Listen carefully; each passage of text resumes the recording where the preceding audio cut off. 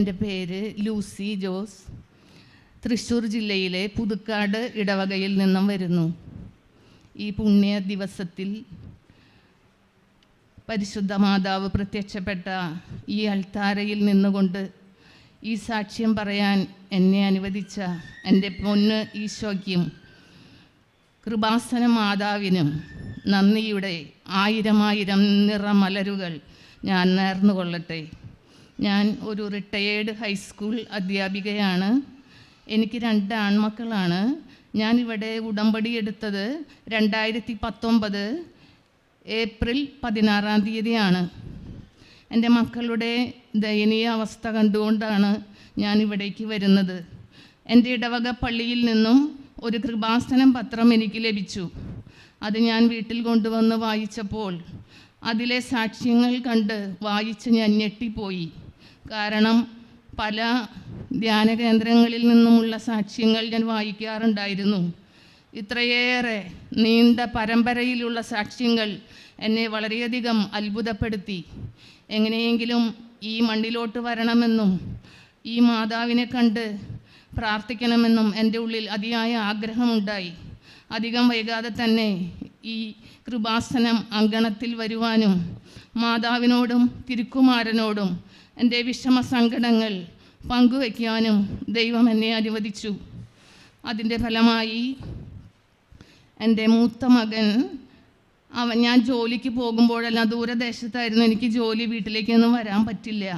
എനിക്ക് ജന്മം നൽകിയ അമ്മയാണ് അവനെ 6 വയസ്സ് വരെ വളർത്തിയത്.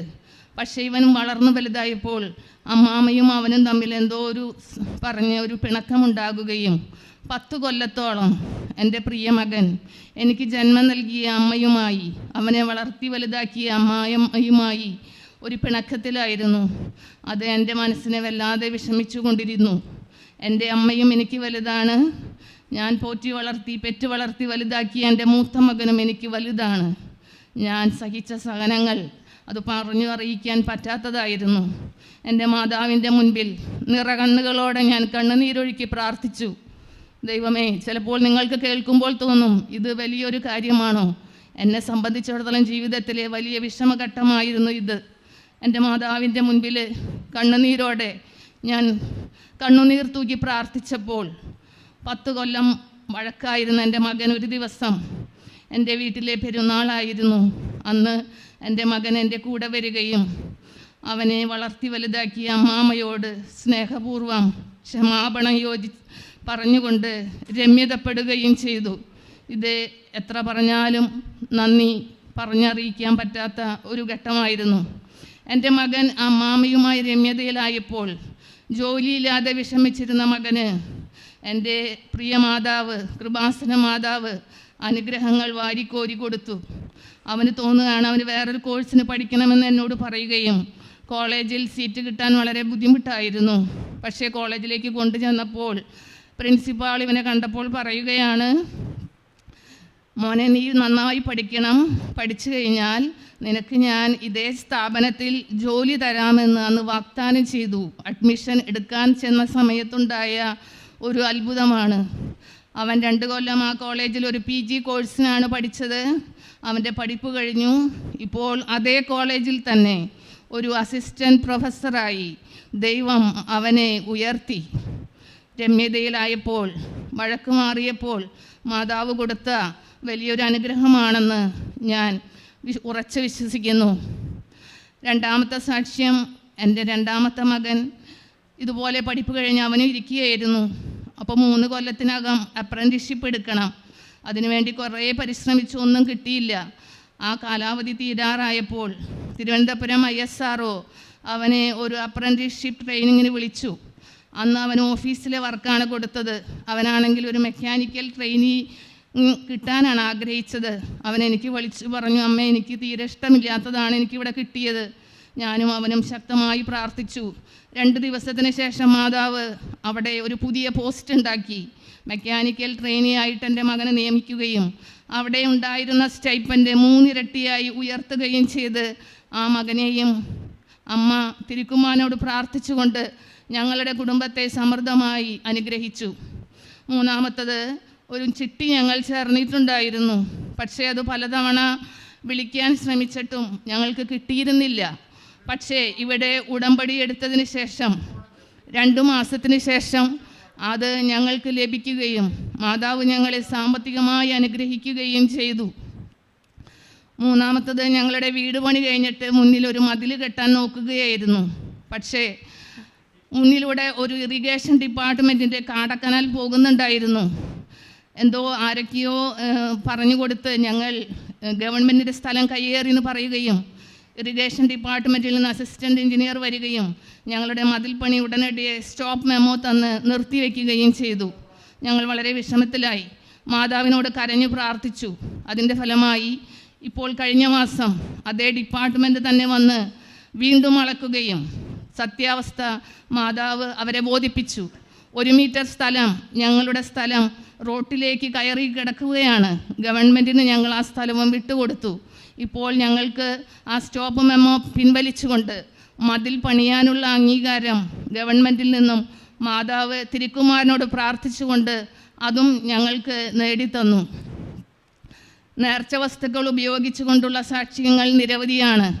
സമയക്കുറവ് മൂലം കുറച്ചു മാത്രം ഞാൻ ഇവിടെ നിങ്ങളുമായി പങ്കുവയ്ക്കാം. എൻ്റെ അമ്മ വയസ്സ് 87. അമ്മ ഒറ്റയ്ക്കാണ് വീട്ടിൽ ജീവിക്കുന്നത്. അമ്മയെ ശുശ്രൂഷിക്കാനായി ഒരു ചേച്ചി കൂടെയുണ്ട്. ഒരു ദിവസം രാത്രി അമ്മ എനിക്ക് വിളിച്ചു പറയുകയാണ്, മകളെ റോസി ചേച്ചി ഭയങ്കര അബോധാവസ്ഥയിലാണ്, എന്തു പറ്റിയെന്നറിയില്ല. രാത്രി സമയമാണ്. ഞാനും എൻ്റെ ജീവിത പങ്കാളിയും കൂടി ഉടനടി ആ വീട്ടിലേക്ക് ചെല്ലുകയും ഞങ്ങൾ കണ്ടപ്പോൾ മരിച്ചിട്ടില്ലാത്തൊരവസ്ഥ മാത്രമാണ്, യാതൊരു അനക്കങ്ങളോ ഒന്നും ഈ റോസി ചേച്ചിക്കില്ല. ഞാൻ പോയപ്പോൾ ഉടമ്പടി നേർച്ച വസ്തുക്കൾ കൂടെ കൊണ്ടുപോയിരുന്നു. എനിക്ക് എന്തോ തോന്നി, ഈ ഉടമ്പടി തൈലം കൊണ്ട് കുരിശ് വരയ്ക്കുകയും റോസി ചേച്ചിക്ക് വേണ്ടി കൃപാസന മാതാവിനെ മാധ്യസ്ഥം വെച്ചുകൊണ്ട് തിരുക്കുമാരനോട് പ്രാർത്ഥിക്കുകയും ചെയ്തു.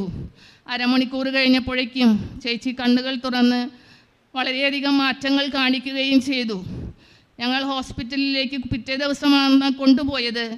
അപ്പോൾ ഈ വിവരങ്ങൾ അറിഞ്ഞപ്പോൾ ഡോക്ടർ പറഞ്ഞു, വലിയൊരു അത്ഭുതമാണ് നിങ്ങളുടെ വീട്ടിൽ നടന്നിരിക്കുന്നത്. ഈ കണ്ടീഷൻസൊക്കെ വെച്ച് നോക്കുമ്പോൾ ഒരു മരണമാണ് സംഭവിക്കേണ്ടതായിരുന്നത്.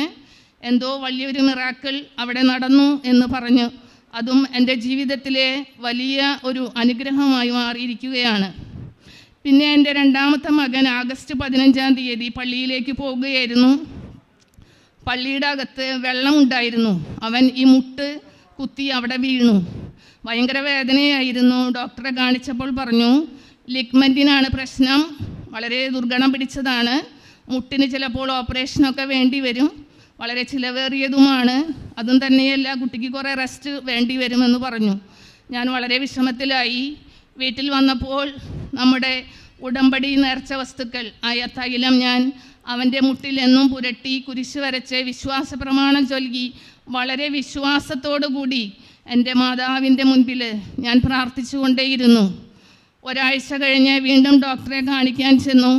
അപ്പോൾ അന്ന് പറഞ്ഞത് MRI സ്കാൻ എടുക്കണം, അതിനും പൈസ ചിലവുണ്ട്. പക്ഷേ ഡോക്ടർ അവനെ പരിശോധിച്ചപ്പോൾ പറയുകയാണ്, കുഴപ്പമൊന്നുമില്ല, എല്ലാം സുഖമായിരിക്കുന്നു. ഇതിനോട് ഞാൻ വളരെയധികം മാതാവിനോടും തിരുക്കുമാരനോടും വളരെയേറെ കടപ്പെട്ടിരിക്കുന്നു. പിന്നെ എൻ്റെ അമ്മ കോവിഡിൻ്റെ സമയത്ത് എൻ്റെ വീട്ടിൽ വരികയും അമ്മയ്ക്ക് ശക്തമായ പനി ഉണ്ടാവുകയും ചെയ്തു. അപ്പോഴെല്ലാം ഈ ഉടമ്പടി തൈലമാണ് ഞാൻ പുരട്ടിയത്. ഞങ്ങളുടെ വീട്ടിലും പലപ്പോഴും അസുഖമുണ്ടാകുമ്പോൾ ഡോക്ടറെ കാണാൻ പോകാറില്ല. ഈ ഉടമ്പടി വസ്തുക്കളാണ് ഞാൻ ഉപയോഗിക്കാറ്. അപ്പോൾ ഞാൻ വിചാരിച്ചു, ഏറ്റവും നല്ല ഡോക്ടർ ഈശോയും മാതാവുമാണല്ലോ. അപ്പോൾ അതിനു വേണ്ടി ഞാൻ വളരെയധികം മാതാവിനോടും ഈശോയോടും വളരെയധികം നന്ദി പറയുന്നു. ആദ്യമായി എൻ്റെ അമ്മ മാതാവിനും എൻ്റെ ഈശോയ്ക്കും എന്നെ ഈ അൾത്താരയിൽ സാക്ഷ്യം പറയാൻ എത്തിച്ചതിന് ഞാൻ 1000 നന്ദി ഞാൻ പറയുന്നു. എൻ്റെ പേര് രാധിക രാജൻ. ഇത് എൻ്റെ ഹസ്ബൻഡ്, ഇത് ഹസ്ബൻഡിൻ്റെ കൂട്ടുകാരൻ. ഞാനിവിടെ എനിക്ക് അമ്മ മാതാവ് മാധ്യസ്ഥം അപേക്ഷിച്ചത് വഴി ഈശോയിലൂടെ എനിക്ക് ലഭിച്ച ഒരുപാട് രോഗസൗഖ്യങ്ങളും ഉണ്ട്. അതുപോലെ വേറെ ഒത്തിരി എനിക്ക് കിട്ടിയ അനുഭവങ്ങളുണ്ട്. അതെല്ലാം നിങ്ങളുടെ മുന്നിൽ പറയുവാൻ വേണ്ടിയാണ് ഞാൻ ഈ അൾത്താരയിൽ വന്നിരിക്കുന്നത്. ആദ്യമായിട്ട് ഞാൻ വരുന്നത് ചെങ്ങന്നൂർ താലൂക്കിലുള്ള പുലിയൂർ പഞ്ചായത്തിൽ ഇലഞ്ഞിമേൽ എന്ന ഒരു ചെറിയ ഗ്രാമത്തിൽ നിന്നാണ് ഞാൻ വരുന്നത്. എനിക്ക് സത്യം പറഞ്ഞാൽ എൻ്റെ നാത്തൂൻ എനിക്ക് ഇവിടുത്തെ യൂട്യൂബിൽ അമ്മ മാതാവിൻ്റെ ഒത്തിരി സാക്ഷ്യങ്ങൾ അങ്ങനെയൊക്കെ എനിക്കും ഭർത്താവിനും ഷെയർ ചെയ്യുമായിരുന്നു. അപ്പോൾ എൻ്റെ നാത്തൂൻ ഡൽഹിയിലാണ്, നേഴ്സാണ്. പക്ഷേ അപ്പോഴൊക്കെ ഞാനൊരു അക്രൈസ്തവയാണ്. ഞങ്ങൾ അപ്പോഴൊക്കെ അതൊന്നും ഓണാക്കി നോക്കിയിട്ടൊന്നുമില്ല. അതെല്ലാം അപ്പം തന്നെ ഞങ്ങളത് ക്യാൻസൽ ചെയ്ത് കളയുമായിരുന്നു. പക്ഷേ അങ്ങനെ അതൊന്നും ഞങ്ങൾ ഓണാക്കി നോക്കിയിട്ടില്ല. കാരണം ഞാനൊരു അക്രൈസ്തവേ, ഞാൻ ദേശദേവത അവിടെ അമ്പലത്തിൽ പോവുക അങ്ങനെയുള്ള ഒരു ഇതേ ഉള്ളായിരുന്നു. ഒരു ദിവസം ഞാൻ എൻ്റെ വീട്ടിൽ ചെന്നപ്പോൾ അവിടെ ഹാളിൽ സെറ്റിയിൽ ഇങ്ങനെ ഇവിടുത്തെ ഒരു പത്രം കിടക്കുന്ന കണ്ടു. അപ്പം ഞാൻ എൻ്റെ അമ്മയോട് ചോദിച്ചു, അമ്മ ഇതെവിടെ നിന്ന് ഈ പത്രം? അപ്പം പറഞ്ഞു, മോനെ ഇവിടെ അടുത്തൊരു ചേച്ചിക്ക് അവിടെ പോയി കുഞ്ഞുണ്ടായി, അവൾ കൊണ്ടിട്ടതാ എന്ന് പറഞ്ഞു. അപ്പം ഞാൻ പറഞ്ഞു, അമ്മച്ചിക്ക് എന്തിനാ ഇതൊക്കെ ഇവിടെ ഇടുന്നതെന്നും പറഞ്ഞ് ഞാൻ ആ പത്രം കീറിയില്ല, പക്ഷെ ചുരുട്ടിക്കൂട്ടി ഞാൻ എറിഞ്ഞു. പക്ഷെ അത് ചെയ്തത് കഴിഞ്ഞ് ഒരു മാസം കഴിഞ്ഞപ്പോൾ മുതലാണ് എനിക്ക് ഒരു തെറ്റാണ് ഞാൻ ചെയ്തതെന്നുള്ള ബോധ്യം എൻ്റെ മനസ്സിൽ തോന്നുകയും എനിക്ക് ഒരുപാട് ദുഃഖകരമായ അനുഭവങ്ങൾ എൻ്റെ ജീവിതത്തിൽ ഉണ്ടാവുകയും ചെയ്തു. ആദ്യമായിട്ട് എനിക്ക് ഇറിഗേഷൻ ഡിപ്പാർട്ട്മെൻറ്റുമായിട്ട് എനിക്കൊരു ചെറിയ പ്രശ്നമുണ്ടായി.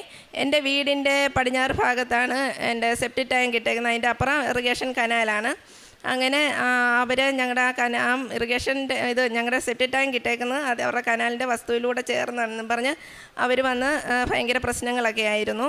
അപ്പോൾ എനിക്ക് പഞ്ചായത്തിലൊക്കെ ഞാൻ ഇടപെടുകയൊക്കെ ചെയ്തു. പക്ഷേ എനിക്കത് പരിഹരിക്കാൻ പറ്റിയില്ല. ഞങ്ങൾ ആകപ്പാടെ ഒരു ധർമ്മസങ്കടത്തിൽ എന്ന് വെച്ചാൽ ഭയങ്കര ഒരു ധർമ്മസങ്കടത്തിലായിരുന്നു, ഭയങ്കര സങ്കടമായിരുന്നു. അങ്ങനെ ഒരു ദിവസം എൻ്റെ കൂട്ടുകാരി എന്നെ വിളിക്കുകയുണ്ടായി. അപ്പോൾ അവൾ എന്നോട് പറഞ്ഞു, അവളുടെ മകളുടെ അസുഖം ഭേദമായത് കൃപാസനത്തിൽ പോയാൽ നീ ഒരു കാര്യം നീ വിശ്വസിക്കേണ്ട, നീ അവിടെ പോകണ്ട, നിനക്കൊരു വിശ്വാസം വരാൻ വേണ്ടിയെങ്കിലും നീ ലൈറ്റ് ക്യാൻഡിൽ റിക്വസ്റ്റ് എന്നും പറഞ്ഞൊരിതുണ്ട്, അത് ഗൂഗിൾ എടുത്ത് നീ ചെയ്താൽ മതി, നീ പ്രാർത്ഥിച്ചാൽ അമ്മ മാതാവ് അത് കേൾക്കും, നിനക്ക് വിശ്വാസം വരുമെന്ന് പറഞ്ഞു. അങ്ങനെയെങ്കിൽ നീ എനിക്കൊരു വാക്ക് തരണം, നിനക്ക് ആ കാര്യം സാധിച്ചാൽ നീ അവിടെ പോയി തീർത്ഥാടക ഉടമ്പടി എടുക്കണമെന്ന് പറഞ്ഞു. അപ്പം ഞാൻ പറഞ്ഞു, ശരി, എനിക്കത് സാധിച്ചു തന്നാൽ ഞാൻ അവിടെ പോയി തീർത്ഥാടക ഉടമ്പടി എടുക്കാമെന്ന് പറഞ്ഞു. അങ്ങനെ എൻ്റെ മക്കളെ, എനിക്കന്ന് അത്ര ഇതിനെ അറിയില്ല, ഞാൻ നിലവിളക്ക് കത്തിച്ച് വെച്ചാണ് എൻ്റെ മക്കളെ കൂടെ വിളിച്ചിരുത്തി അത് ഗൂഗിൾ എടുത്ത് ഞാൻ അപ്പോഴും ദേശദേവതയോട് ഞാൻ പ്രാർത്ഥിച്ചു, അമ്മ എൻ്റെ വലക്കാവിലമ്മേ, ഞാനിത് മാതാവിൽ ഇത് ചെയ്യാൻ പോവാണ്, എനിക്കിത് അറിയത്തില്ല, എനിക്കിത് പറഞ്ഞു തരണേന്ന്. ഞാനത് സ്വയം ഗൂഗിൾ എടുത്ത് ഇങ്ങനെ കൃപാസനം നടിച്ചു കൊടുത്ത് അത് വന്നു. അങ്ങനെ എൻ്റെ മാതാവെ, എന്നെ ഇറിഗേഷൻ്റെ ഈ ഒരു പ്രശ്നത്തിൽ നിന്ന് എന്നെ രക്ഷിക്കണേ എന്ന് പറഞ്ഞു. അങ്ങനെ ഞാനത് ഇങ്ങനെ റിക്വസ്റ്റ് ചെയ്ത് അയച്ചു. ഞാൻ കരഞ്ഞൊത്തിരി പ്രാർത്ഥിച്ചു. ആ ഒരു ഉച്ച സമയത്ത് ഞാനൊന്ന് മയങ്ങുന്ന സമയം ആരോ എൻ്റെ അടുത്ത് വന്ന് പറയുകയാണ്, എന്നെ തട്ടിയിട്ട്, നീ നാളെ വീണ്ടും പഞ്ചായത്ത് പ്രസിഡൻറ്റിനെ പോയൊന്ന് കാണണമെന്ന്. പെട്ടെന്ന് ഞാൻ ചാടി എണ്ണിച്ചു. ഞാൻ എളുപ്പം ഹസ്ബൻഡിനെ വിളിച്ചിട്ട് പറഞ്ഞു, നാളെ അവധി എടുക്കണം, നാളെ നമുക്ക് പഞ്ചായത്തിലൊന്ന് പോകണം. അപ്പോൾ പറഞ്ഞു, എന്തിനാ, പ്രസിഡൻ്റൊക്കെ ഒത്തിരി നോക്കിയതല്ലേ? ഞാൻ പറഞ്ഞു, അല്ല, നാളെ പോകണം, എന്നോടൊരാൾ പറഞ്ഞു പോകണം എന്ന് പറഞ്ഞ് പിറ്റേ ദിവസം പുള്ളി അവധിയെടുത്തു. ഞങ്ങൾ രണ്ടുകൂടെ പ്രസിഡൻറ്റിനെ പോയി കണ്ടു. പ്രസിഡൻറ്റ് അപ്പോൾ തന്നെ ഫോണിലാരെയോ വിളിച്ചു. അപ്പോൾ അവർ പറഞ്ഞു, ഞങ്ങൾക്ക് വന്ന് അതൊന്ന് അളന്ന് നോക്കണം, അളന്നെങ്കിൽ മാത്രമേ ഞങ്ങൾക്ക് ഇതിൽ നിന്ന് മാറാൻ പറ്റും. അപ്പോൾ പ്രസിഡൻറ്റ് പറഞ്ഞു, അളന്നോ, അത് നിങ്ങളുടെ വസ്തുവിലുണ്ടെങ്കിൽ അവർക്ക് സാവകാശം കൊടുക്കണം എന്ന് പറഞ്ഞു. സത്യം പറഞ്ഞാൽ സാവകാശം തന്നാലും ഞങ്ങൾക്ക് ആ ടാങ്ക് മാറ്റാൻ ഞങ്ങൾക്ക് വേറെ സ്ഥലമില്ല. ആകെപ്പാട് 4 സെൻറ്റ് സ്ഥലമാണ്, അതിനകത്ത് വീടും പിന്നെ ഇത് കിണറും എല്ലാം നിൽക്കുന്നത്. ഞങ്ങൾക്ക് വേറെ സ്ഥലം അത് മാറ്റിയിടാനില്ല. അപ്പോൾ ഞാൻ അവിടെ പിറ്റേ ദിവസം അവർ അളക്കാൻ വരുമെന്ന് പറഞ്ഞു. അവർ പിറ്റേ ദിവസം അളക്കാൻ വന്നു. അവർ ജോലിക്കാരെയും കൊണ്ട് അവർ വന്നത്. പക്ഷേ ഞാൻ അവിടെ നിന്ന് അമ്മ മാതാവിനോട് പറഞ്ഞു, അമ്മ മാതാവേ, അവരളക്കുക, കനാലിൻ്റെ കല്ലുണ്ട്, ആ കല്ല് അവരുടെ വസ്തുവിലാണെങ്കിൽ എനിക്കത് മാറ്റിയിടാൻ എനിക്ക് വേറെ സ്ഥലമില്ല, 4 സെൻറ്റ് സ്ഥലമേ എനിക്കുള്ളൂ എന്ന് പറഞ്ഞു. അവർ മാറിയും കയറി അവരളന്നു. അവരുടെ വസ്തുവും ആ ടാങ്കും തമ്മിൽ ഇങ്ങനെ തള്ളി മാറ്റി പിടിച്ചിരിക്കുന്ന പോലെ എൻ്റെ ടാങ്ക് അവിടെ നിന്നിരുന്നത്. എനിക്കത് ഉറപ്പുണ്ട്, എൻ്റെ മാതാവ് അവിടെ എന്നെ രക്ഷിച്ചതാണെന്ന്. ഞാൻ അതുവരെ എൻ്റെ ഭർത്താവിനോട് ഞാൻ പറഞ്ഞില്ല, ഞാൻ ഇങ്ങനെ ഉടമ്പടി ലൈറ്റ് റിക്വസ്റ്റ് ഇട്ടിട്ടുണ്ടെന്ന്. ഈ കാര്യം സാധിച്ചു കഴിഞ്ഞപ്പോൾ ഞാൻ പറഞ്ഞു, ഇത് അവരൊത്തിരി അളന്നപ്പോൾ അവർക്ക് ബോധ്യമായി ഞങ്ങളുടെ വസ്തുവിൽ തന്നെ ആ ടാങ്ക് കിടക്കുന്നത്. ഇങ്ങനെ മുട്ടി ഇല്ല എന്നുള്ള രീതി, ഇങ്ങനെ തള്ളിപ്പിടിച്ചിരിക്കുന്ന രീതിയിലാണ് അത് കിടന്നിരുന്നത്. അങ്ങനെ അവർ പോയതിന് ശേഷം ഞാൻ എൻ്റെ ഭർത്താവിനോട് പറഞ്ഞു, ഇങ്ങനെ ഒരു സംഭവം ഉണ്ടായി, ഞാനും മക്കളും ഇങ്ങനെ നിലവിളക്ക് കത്തിച്ച് ഇങ്ങനെ ഒരു ഇത് ചെയ്തിട്ടുണ്ട്. അപ്പോൾ എൻ്റെ ഭർത്താവിന് അതുവരെ വിശ്വാസമല്ലായിരുന്നു. അപ്പോൾ ഞാൻ പറഞ്ഞു, എനിക്ക് അവിടെ പോകണം, അവിടെ പോയി തീർത്ഥാടക ഉടമ്പടി എടുക്കണമെന്ന് പറഞ്ഞു. അങ്ങനെ 17/9/2024 ഞാൻ ഇവിടെ വന്ന് തീർത്ഥാടക ഉടമ്പടി എടുക്കുകയാണ്. അപ്പോൾ അങ്ങനെ ഈ തീർത്ഥാടക ഉടമ്പടി എടുക്കാൻ വരാനിരുന്നതിൻ്റെ അന്നാണ് ഞാൻ അറിയുന്നത്. എൻ്റെ ഭർത്താവിൻ്റെ ഏറ്റവും അടുത്ത കൂട്ടുകാരനാണ് പുള്ളിക്കിങ്ങനെ ക്യാൻസറാ എന്നുള്ളത് അറിയുന്നത്. അപ്പം ഞാനിവിടെ വന്ന് ആദ്യമേ ഒന്നാമത്തെ നിയോഗം വെച്ചത് ഏതൊരു പെട്ടിവണ്ടി ഓടിക്കുക. അപ്പം ഏതൊരു പാതിരാത്രിക്ക് ഞങ്ങൾക്ക് തേങ്ങയുടെ ഒരു ബിസിനസ് ഉണ്ടായിരുന്നു ഇടയ്ക്ക്. അപ്പം ഹസ്ബൻഡ് ഡ്യൂട്ടി കഴിഞ്ഞ് രാത്രി 7 മണിക്കാണ് വരുന്നത്. ആ 7 മണിക്കും ഈ അണ്ണനെ വിളിച്ചുകൊണ്ടാണ് തേങ്ങ എടുക്കാൻ പോകുന്നത്. അത് രാത്രി 1 മണിക്കൊക്കെയാണ് തിരിച്ച് വരുന്നത്. അങ്ങനെ ഏത് പാതിരാത്രിക്ക് വിളിച്ചാലും ഓടി വരുന്ന ഒരു ആളാണ്. അപ്പോൾ അതുമല്ല, അവർക്ക് ഇല്ലാതിരുന്ന് ഇപ്പോൾ ഒരു കുഞ്ഞുണ്ടായതാണ്. വർഷങ്ങളോളം കുഞ്ഞുങ്ങളില്ലായിരുന്നു. അപ്പോൾ അതൊക്കെ എന്നെ വല്ലാതെ ഇതായി. ഞാനപ്പോൾ ആദ്യമായിട്ട് ഇവിടെ ഉടമ്പടി എടുക്കാൻ വന്നപ്പോൾ ഞാൻ ആദ്യത്തെ നിയോഗം വെച്ചത്, അമ്മ മാതാവേ, എന്നെ ഇറിഗേഷൻ്റെ ഇതിൽ നിന്ന് രക്ഷിച്ച ആളാണ്.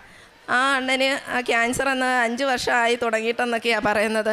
കണ്ണിൻ്റെ അവിടെ ആയിട്ടാണ്, കണ്ണ് പോകും എന്നൊക്കെ ഓരോരുത്തർ പറയുന്നത്. പക്ഷേ ആ കണ്ണ് പോകരുത്, ആ ക്യാൻസർ എന്ന മാതിരി അതെവിടാണോ നിൽക്കുന്നത് അവിടുന്ന് വേറെ എങ്ങോട്ടും മാറരുതേ, അവിടെ തന്നെ അത് നിന്ന് അവിടുന്ന് പൂർണ്ണമായി അത് സൗഖ്യപ്പെടുത്തണേ എന്നാണ് ഞാൻ ആദ്യം എഴുതിയത്. അവിടുന്ന് ഞാൻ അതെഴുതി ഞാൻ അന്ന് തന്നെ അണ്ണൻ്റെ അടുത്ത് പോയി ആ തൈലം വെച്ച് പ്രാർത്ഥിക്കുകയും ചെയ്തു.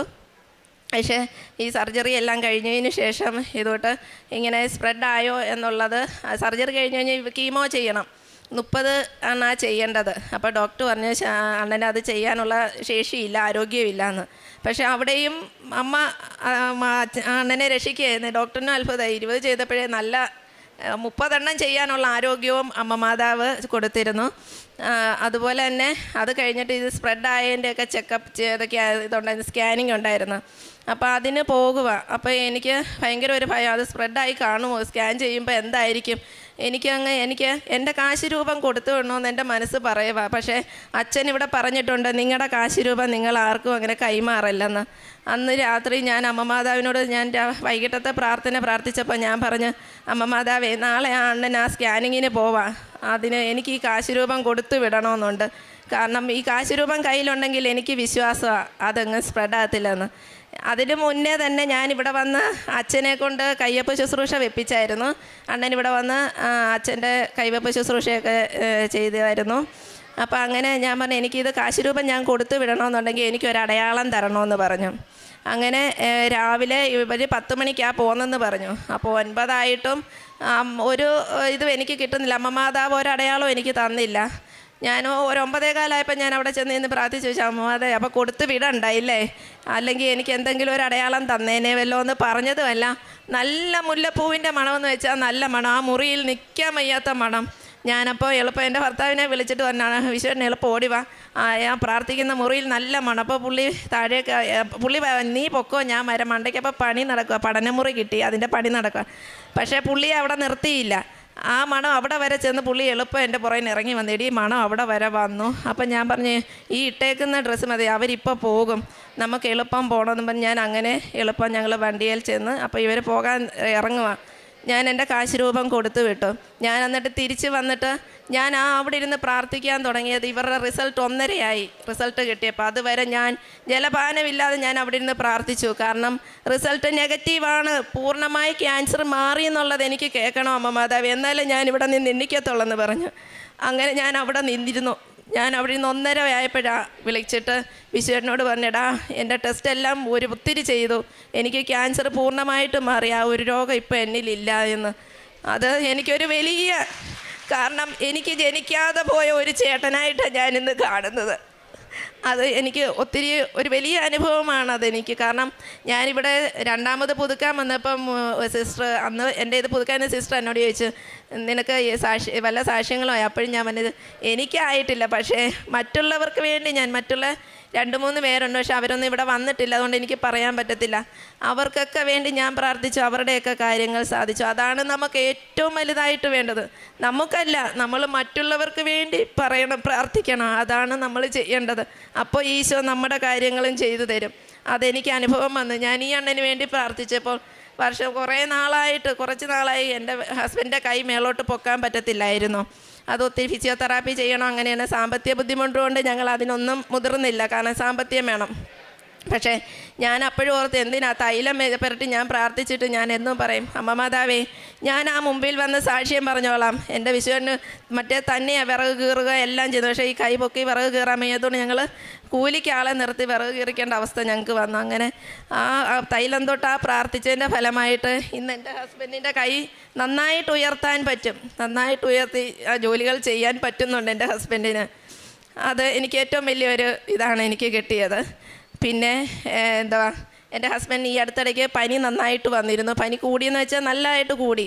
അപ്പോൾ ടെസ്റ്റ് ചെയ്തപ്പം മഞ്ഞപ്പിത്തമാണെന്നുള്ളതാണ് ടെസ്റ്റിൽ തെളിഞ്ഞത്. അതെന്നെ വല്ലാതെ ഒരു വിഷമത്തിലാക്കി. അപ്പോഴും ഞാൻ അമ്മ മാതാവിനോട് ചോദിച്ചു, രാവിലെ എണ്ണിക്കുമ്പം തന്നെ ഞങ്ങളെക്കാൾ ഉപരി പോയി ഉപ്പും തൈലവും കഴിക്കുന്ന ആളാണ്. അപ്പോൾ എന്നിട്ടാണ് കാണോ അമ്മ മാതാവ് മഞ്ഞപ്പിത്തം കൊടുത്തത്. ഞാൻ അന്നേരം എളുപ്പ ടെസ്റ്റ് അതാണെന്ന് അറിഞ്ഞുകൊണ്ട് ഞാൻ ഹോസ്പിറ്റലിൽ പോകുന്നതിന് മുമ്പ് ഉപ്പും തൈലവും പ്രാർത്ഥിച്ച് വിശ്വാസ പ്രമാണം ചൊല്ലി ഞാൻ പ്രാർത്ഥിച്ചു കൊടുത്തു. എന്നിട്ട് ഞാൻ അമ്മ മാതാവിനോട് പറഞ്ഞു, മാതാവേ, ഇന്ന് തന്നെ വേറെ ടെസ്റ്റിന് തരുവാണെങ്കിൽ ആ ടെസ്റ്റിൽ ഈ മഞ്ഞപ്പിത്തം കാണരുത്, ഞാനിവിടെ സാക്ഷ്യം പറയുമ്പോൾ ഞാൻ അതും പറഞ്ഞേക്കാമെന്ന് പറഞ്ഞു. അങ്ങനെ അന്ന് ഡോക്ടറെ കാണാൻ ചെന്നപ്പോൾ ഡോക്ടർ പറഞ്ഞു, ഒരു ടെസ്റ്റ് കൂടെ ചെയ്യണം, എന്നിട്ട് അതെന്താണെന്നുള്ളത് ആക്കാം, ഇതിനകത്ത് ഇങ്ങനെ മഞ്ഞപ്പിത്തം ഒന്നുകൂടെ ബ്ലഡ് ടെസ്റ്റ് ചെയ്യാൻ വേറെ എന്തോ തന്നു. പക്ഷേ ആ ടെസ്റ്റ് ചെയ്ത് കിട്ടിയപ്പോൾ അതിനകത്ത് മഞ്ഞപ്പിത്തമില്ല. ആ ഡോക്ടറിനെ ആ റിസൾട്ട് കാണിച്ചപ്പോൾ ഡോക്ടർ ചോദിക്കുന്ന, ആരാ നിങ്ങളോട് പറഞ്ഞത് നിങ്ങൾക്ക് മഞ്ഞപ്പിത്തമാണെന്ന്? ഇതിനകത്ത് മഞ്ഞപ്പിത്തം ഒന്നും ഇല്ലെന്ന് പറഞ്ഞു. അതും എനിക്കൊരു വലിയ ഒരനുഗ്രഹമാണ്. പിന്നെ അതുപോലെ തന്നെ ഞങ്ങളുടെ പ്രമാണം ഞങ്ങൾ വീട് പണിക്ക് വേണ്ടി വെച്ചതാണ് പ്രമാണം. അത് ഞങ്ങൾ ഒരാളുടെ ശമ്പളം കൊണ്ട് തന്നെ അത് അടഞ്ഞിങ്ങനെ പൊയ്ക്കൊണ്ടിരുന്നത്. അതിപ്പോൾ 12 വർഷത്തേക്കാണ്, ഇപ്പോൾ 6 വർഷമായി. ഈ 6 വർഷമായപ്പോൾ ഞങ്ങൾ ചുമ്മാതെ ജസ്റ്റ് ഒന്ന്, ഞാനിവിടെ ഉടമ്പടി പുതുക്കാൻ വന്നപ്പോൾ ഞാൻ വെച്ചിരുന്നു എൻ്റെ പ്രമാണം എന്നെ എടുക്കണം എന്നുള്ളത് ഞാൻ ഉടമ്പടിയിൽ വെച്ചിരുന്നു. പക്ഷേ പിന്നെ ഞാനതങ്ങ് മറന്നുപോയി. ഇപ്പം ഞങ്ങൾ ആ ബുക്ക് ചുമ്മാ ഒന്ന് കൂട്ടി നോക്കിയപ്പം ഈ 6 വർഷം ആയപ്പോൾ തന്നെ ഞങ്ങൾ 3 ലക്ഷം എടുത്തെടുത്ത് 2 ലക്ഷം അടഞ്ഞിട്ടുണ്ട്. അപ്പം ഞങ്ങൾ ബാങ്കുമായിട്ട് ബന്ധപ്പെട്ടപ്പോൾ അവർ പറഞ്ഞ് ഇത് ഇത്രയും പലിശയാണ് അടച്ചേക്കുന്നത്, ഇനിയത്തെ 6 മാസമേ ഇനിയത്തെ 6 വർഷം മാത്രമേ നിങ്ങളുടെ മുതൽ ഇതാകത്തുള്ളൂ എന്ന് പറഞ്ഞു. അപ്പോൾ ഈ 6 വർഷവും അടച്ചത് പലിശ ഇനത്തിലായി. ഇനി 6 വർഷമായാലേ നിങ്ങളുടെ മുതലാകത്തുള്ളൂ. അപ്പം ഞാൻ പറഞ്ഞു, ഈശ്വരനോട് പറഞ്ഞു, എങ്ങനെയാണ് നമുക്കിനി ഇതെങ്ങനെയാണ് ഈ 6 വർഷം കൂടെ അടയ്ക്കാൻ പറ്റുന്നതെന്ന് പറഞ്ഞു. ഞാനപ്പം മാതാവിനോട് പറഞ്ഞു, മാതാവേ, എങ്ങനെങ്കിലും അതിന് മുന്നേ അത്രയും തുക അടയ്ക്കാം, കാരണം മക്കളുടെ പഠിത്തം എല്ലാം കൂടെ ഞങ്ങൾക്ക് ബുദ്ധിമുട്ടാണ്, എങ്ങനെങ്കിലും പ്രമാണം എടുക്കാൻ ഞങ്ങളെ ഹെൽപ്പ് ചെയ്യണമെന്ന് പറഞ്ഞു. എന്നും 5:30 അച്ഛൻ്റെ ഡെയിലി ബ്രെഡ് പ്രാർത്ഥന എന്നും 5:30 ഞങ്ങളത് കൂടും. അപ്പോൾ ഞാൻ എന്നും ആ പാസ്ബുക്ക് എടുത്ത് വെച്ചുകൊണ്ട് തന്നെ ഞാൻ പ്രാർത്ഥിക്കുമായിരുന്നു. എനിക്ക് അച്ഛൻ്റെ കുരിശെടുത്തുള്ള പ്രാർത്ഥനയിൽ ആ പാസ്ബുക്ക് വെച്ച് ഞാൻ പ്രാർത്ഥിക്കുന്നത് എത്രയും പെട്ടെന്ന് എൻ്റെ പ്രമാണം എൻ്റെ കയ്യിൽ കിട്ടണേ എന്നാണ്. അതുപോലെ അത് ആ ഒരാഴ്ചയ്ക്കുള്ളിൽ തന്നെ കൂട്ടുകാരൻ്റെ ഹെൽപ്പോട് കൂടിയും പിന്നെ സ്വർണം കുറച്ച് കൊടുത്തും കൂട്ടുകാരൻ നല്ല രീതിയിൽ ഹെൽപ്പ് ചെയ്തു. ഒരു കൂട്ടുകാരൻ ആളെന്ന് പറയില്ലെന്ന് പറഞ്ഞിട്ടുണ്ട്. ആ കൂട്ടുകാരൻ്റെ ആ സഹായത്തോടെ എൻ്റെ പ്രമാണം എൻ്റെ കയ്യിൽ കിട്ടി. ഒരിക്കലും അത് ഇപ്പോഴെങ്കിലും ഞങ്ങളുടെ കയ്യിൽ കിട്ടത്തില്ലെന്ന് പറഞ്ഞ ഒരു പ്രമാണമാണ് അത്. അച്ഛൻ്റെ ആ ഡെയിലി ബ്രെഡിൻ്റെ ഇതിൽ ആ മാതാവ് ഈശോയോട് അപേക്ഷിച്ചത് കൊണ്ടാവാം ആ പ്രമാണം ഞങ്ങൾക്ക് കയ്യിൽ ഇന്ന് കിട്ടിയിട്ടുണ്ട്. അത് എടുക്കാൻ സഹായിച്ച ആ വലിയ മനുഷ്യനും കുടുംബത്തിനും എന്നും അനുഗ്രഹങ്ങൾ കൊടുക്കണേ എന്നുള്ള പ്രാർത്ഥനയേ ഉള്ളൂ. അതുപോലെ ഒത്തിരി സഹായം ആ മനുഷ്യൻ ഞങ്ങൾക്ക് ചെയ്യുന്നുണ്ട്. ഞങ്ങൾക്ക് മാത്രമല്ല, അവിടെയുള്ള ഒരുപാട് ജനങ്ങൾക്ക് ചെയ്യുന്നുണ്ട്. പിന്നെ അതുപോലെ തന്നെ എനിക്ക് വർഷങ്ങളായിട്ട് എൻ്റെ കൊച്ചുനാൾ മുതലേ എനിക്കുള്ള കൊടിഞ്ഞി വന്നാൽ എനിക്ക് വെട്ടം കാണരുത്, ഭയങ്കര ഇതാണ്, ഛർദിൽ ഭയങ്കര ഒരിതാണ് ഈ കൊടിഞ്ഞി വന്നു കഴിഞ്ഞാൽ. അത് ഞാൻ പക്ഷേ എൻ്റെ അമ്മ മാതാവിൻ്റെ മുന്നിൽ ഞാൻ ഒരിക്കലും എൻ്റെ കാര്യങ്ങളൊന്നും ഞാൻ പറഞ്ഞിട്ടില്ല. അത് എൻ്റെ കൈക്ക് സർജറി പറഞ്ഞതാണ്, ഈ കൈയുടെ ഇവിടെ നരമ്പ് കുറുകി. അത് ഞാൻ എൻ്റെ അമ്മ മാതാവിൻ്റെ മുന്നിൽ ഞാൻ നിയോഗം വെച്ചിട്ടില്ല. ഇന്നുവരെ എനിക്കായിട്ടൊരാവശ്യം ഞാൻ ഇതുവരെ നിയോഗം വെച്ചിട്ടില്ല. എൻ്റെ ഭർത്താവിനോ മറ്റുള്ളവർക്കോ വേണ്ടിയേ ഞാൻ നിയോഗം വെക്കാറുള്ളൂ. പക്ഷേ ഈ രണ്ടും കൈയുടെ വേദന കൊണ്ട് എൻ്റെ ഹസ്ബൻഡിൻ്റെ മക്കളും ആ കൂടുതൽ കട്ടിപ്പണികൾ, തുണികൾ കഴുകുന്നതും മിറ്റം തൂക്കും, അങ്ങനെ എൻ്റെ മക്കളായിരുന്നു എല്ലാം ചെയ്യുന്നത്. പക്ഷേ എങ്ങനെയാണെന്ന് അറിഞ്ഞൂടാ, ഈ ഉപ്പും തൈലം പുരട്ടി ഞാൻ എന്നും പ്രാർത്ഥിക്കുമായിരുന്നു കയ്യിലാണ്. ഇവിടെ വന്നതിന് ശേഷം എൻ്റെ തലവേദന കൊടിഞ്ഞ് പൂർണ്ണമായും എനിക്ക് മാറിക്കിട്ടി. അതുപോലെ ട്രാൻസ്പോർട്ട് ബസ്സിൽ എനിക്ക് കയറാൻ പറ്റത്തില്ല, കയറി കഴിഞ്ഞാൽ ഞാൻ ഛർദ്ദിക്കും. ആ ബസ്സേ മാത്രമല്ല, ദൂരയാത്ര ഒന്നും എനിക്ക് പറ്റത്തില്ല, ഞാൻ ഛർദ്ദിക്കും. പക്ഷേ ഇന്ന് എനിക്ക് ആ ഛർദ്ദിലുമില്ല, ആ കൊടിഞ്ഞ് ചെന്ന ആ തലവേദനയും ഇല്ല. അതുപോലെ സർജറി പറഞ്ഞാൽ എൻ്റെ ഈ കൈകൊണ്ട് ഇന്ന് എനിക്ക് എന്തും ചെയ്യാൻ പറ്റും, എനിക്കൊരു വേദനയാട്ടെ ഒന്നുമില്ല. പക്ഷേ ഞങ്ങളുടെ നാട്ടിൽ കുറേ പേർക്ക് ഇതിൻ്റെ സർജറി ചെയ്തിട്ടുണ്ട്. അവരൊക്കെ പറഞ്ഞ സർജറി ചെയ്താലും പിന്നെ വേദനയാണ്. പക്ഷേ മാതാവ് എനിക്ക് അതിനുള്ള ഒരിത് തന്നില്ല. അതിനു മുമ്പേ മാതാവ് അത് എടുത്ത് മാറ്റി. പിന്നെ എനിക്ക് പറയാനുള്ളത്, പിന്നെ ഞാൻ പ്രേക്ഷിത ഇതായിട്ട് ചെയ്യുന്നത് പത്രം വാങ്ങിച്ച് ഹോസ്പിറ്റലുകളിലൊക്കെ കൊടുക്കും. പിന്നെ ഞങ്ങൾ പൊതിച്ചോറ് കൊടുക്കാറുണ്ട്. പിന്നെ രോഗികളായിട്ട് ഞങ്ങളുടെ നാട്ടിലൊക്കെ എവിടെ ഒരു അസുഖം ഉണ്ടെന്ന് അറിഞ്ഞാൽ ഞങ്ങൾ അവിടെ എല്ലാം പോകും. ഞങ്ങളുടെ കയ്യിലുള്ളതനുസരിച്ച് അവർക്ക് സഹായങ്ങൾ ചെയ്യാറുണ്ട്. പിന്നെ എനിക്ക് എൻ്റെ മുന്നിൽ ആര് വന്ന് പെട്ടാലും അവർ കേൾക്കണ്ടെന്ന് പറഞ്ഞാലും എനിക്ക് എൻ്റെ അമ്മ മാതാവ് തന്ന എല്ലാ അനുഗ്രഹങ്ങളും ഞാൻ പറയാറുണ്ട്. പിന്നെ എൻ്റെ മകന് രോഗമൊക്കെ ഉണ്ട്, അതൊന്നും മകനില്ലാത്തതുകൊണ്ട് ഞാൻ പറയുന്നില്ല. എൻ്റെ അമ്മയ്ക്കും രോഗമൊക്കെ ഉണ്ട്. അമ്മയും മോനെയും കൂട്ടി ഞാൻ മെയ് മാസത്തിൽ എൻ്റെ അമ്മ മാതാവ് എൻ്റെ മകനെയും കൂട്ടി ഇവിടെ വരാൻ എനിക്ക് അനുഗ്രഹം തരും. ഞാൻ മെയ് മാസത്തിൽ ഇവിടെ വരും. കാരണം എൻ്റെ അമ്മ മാതാവ് എനിക്ക് തരും, ആ അനുഗ്രഹങ്ങൾ തരുമെന്ന് എനിക്ക് ഉറപ്പുണ്ട്. അപ്പോൾ ഞാൻ ആ സാക്ഷ്യമായിട്ട് ഞാൻ അന്ന് വരുമ്പോൾ അവരുടെ കാര്യങ്ങൾ പറയും. പിന്നെ എന്നും ഇങ്ങനെ മറ്റുള്ളവർക്ക് വേണ്ടി ആയാലും ഇങ്ങനെ എല്ലാം ചെയ്യാനുള്ള ആ ഒരു ഇത് എനിക്കും എൻ്റെ കുടുംബത്തിനും ആ ഒരു മനസ്സ് എന്നും തരണമെന്നും ഇത്രയൊക്കെ അനുഗ്രഹങ്ങൾ തന്ന എൻ്റെ അമ്മ മാതാവിനും തിരുകുമാരനും കോടാനുകോടി നന്ദി പറഞ്ഞുകൊണ്ട് ഞാൻ എൻ്റെ സാക്ഷ്യങ്ങൾ നിർത്തുന്നു. പുറപ്പാടിൻ്റെ പുസ്തകം 19-ാം അധ്യായം 5-ാം തിരുവചനം.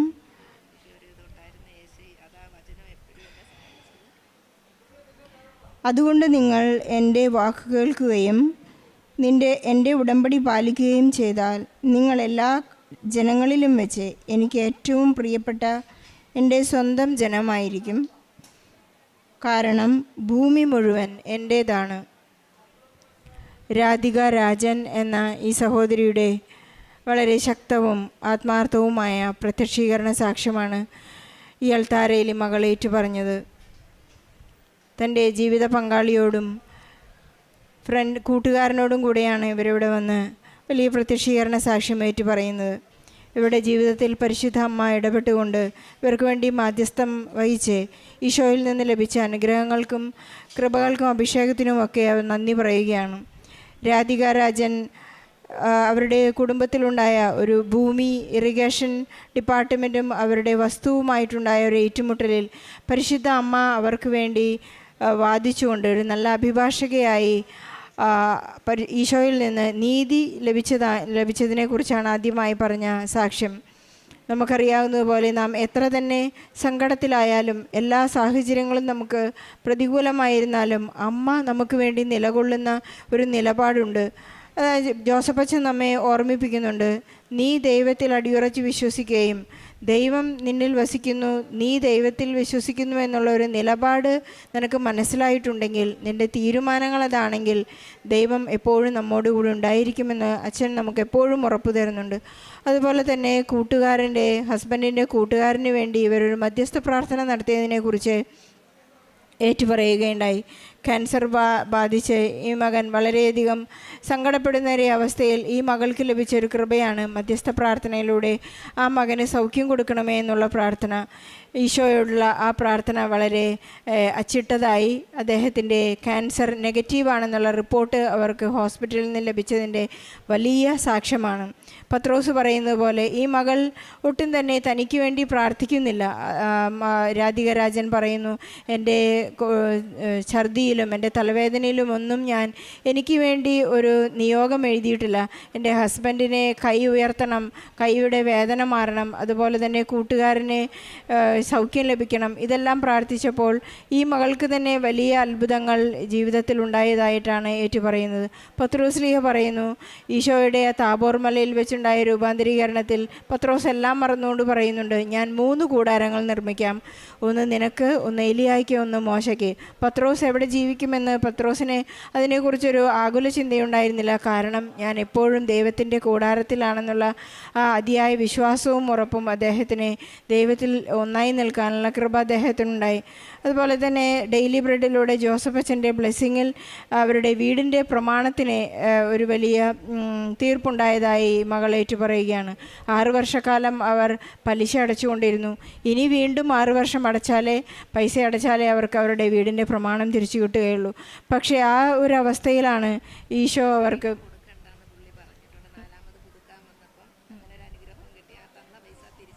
അതെ, തന്ന പൈസ വീണ്ടും തിരിച്ചു കൊടുക്കരുത് എന്നുകൂടി ഒരു സഹോദരൻ അവർക്ക് 1,00,000-ലധികം രൂപ കൊടുത്ത് സഹായിച്ച ആ സഹോദരൻ ഇന്ന് അവർ ഉടമ്പടി പുതുക്കുമ്പോഴുണ്ടായ ഒരു അനുഭവമായിരുന്നു. ഉടമ്പടി പുതുക്കി കഴിഞ്ഞതിന് ശേഷം ആ സഹോദരൻ ഇവർക്ക് ദാനമായി കൊടുത്ത, വായ്പയായി കൊടുത്ത, ഇനി തിരിച്ചു കൊടുക്കണ്ട എന്നുള്ള ഒരു വലിയ അറിയിപ്പ് കൂടി അവർക്കുണ്ടായി. നാം എപ്പോഴും ഈശോയോട് കൂടെ നടന്നുകൊണ്ടിരിക്കുമ്പോൾ പരിശുദ്ധ അമ്മ നമുക്ക് വേണ്ടി അടിക്കടി നമ്മുടെ ജീവിതത്തിൽ ഇടപെടുന്ന കാര്യങ്ങൾ നാം കണ്ടുകൊണ്ടിരിക്കുകയാണ്. ഒരു അക്രൈസ്തവരായ മക്കളുടെ വിശ്വാസത്തിൻ്റെ ലെവൽ എവിടെ എത്തിയെന്നാണ് നാം മനസ്സിലാക്കുന്നത്. ഗലാത്യക്കാർക്ക് എഴുതിയ ലേഖനത്തിൽ വിശുദ്ധ പൗലോസ്ലീഹ 5-ാം അധ്യായം 6-ാം തിരുവചനം പറയുന്നു, സ്നേഹത്താൽ പ്രവർത്തനനിരതമായ വിശ്വാസം നിനക്കുണ്ടെങ്കിൽ സ്നേഹം എല്ലാം നിനക്ക് സാധ്യമാക്കി തരും. ഈശോയ്ക്കും പരിശുദ്ധ അമ്മയ്ക്കും നന്ദി പറഞ്ഞുകൊണ്ട് രാധിക രാജനും കുടുംബത്തിനും ലഭിച്ച എല്ലാ അനുഗ്രഹങ്ങൾക്കും നന്മകൾക്കും നന്ദി പറയുമ്പോൾ നമ്മുടെ എല്ലാ നിയോഗങ്ങളെയും, കുടുംബപരമായ നിയോഗങ്ങളെയും, കേസ് അകപ്പെട്ടിട്ടുള്ള മക്കളുടെ നിയോഗങ്ങളെയും, ജോലി സംബന്ധമായ നിയോഗങ്ങളെയും, രോഗസൗഖ്യം പ്രാപിക്കാനായി നിയോഗം വെച്ച് പ്രാർത്ഥിക്കുന്നവരെയും, ജോസഫ് അച്ഛനിൽ നിന്ന് കൈവെപ്പ് ശുശ്രൂഷ സ്വീകരിക്കാൻ ആഗ്രഹിക്കുന്ന എല്ലാ നിയോഗങ്ങളെയും നമുക്ക് സമർപ്പിച്ച് പ്രാർത്ഥിച്ച് ഈശോയ്ക്കും പരിശുദ്ധ അമ്മയ്ക്കും നല്ല ഒരു കയ്യടി നൽകി സാക്ഷി നമുക്ക് സമർപ്പിക്കാം. അത്യപൂർവ ദൈവാനുഭവം.